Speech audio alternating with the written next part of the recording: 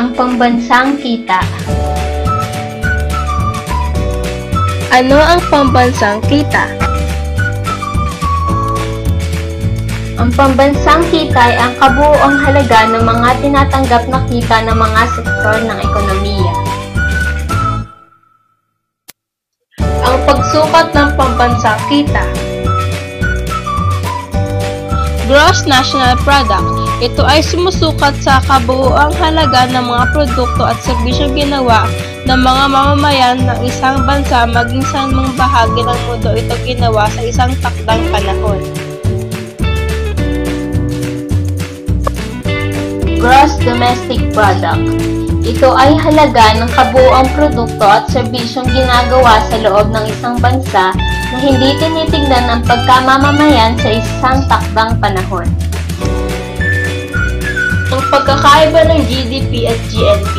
Ang pagkakaiba ng GNP at GDP ay ang pagbibigay kahulugan ng mga letra nito.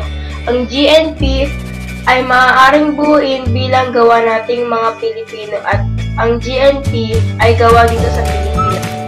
Paraan ng pagsukat ng GNP.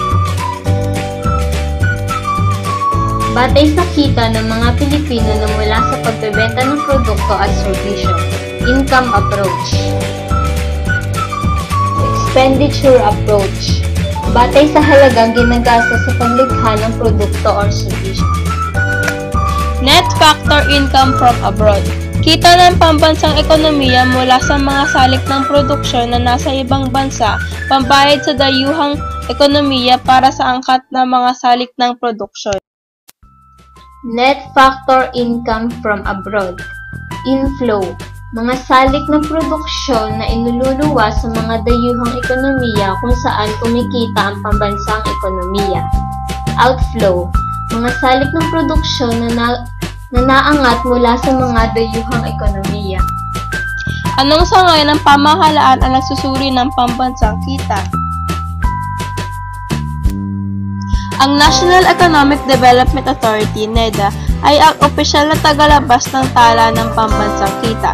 Isang sangay ng NEDA ay ang National Statistics Coordination Board, NSCB, ang may tungkulin na magtala ng national income accounts, GDP at GNP.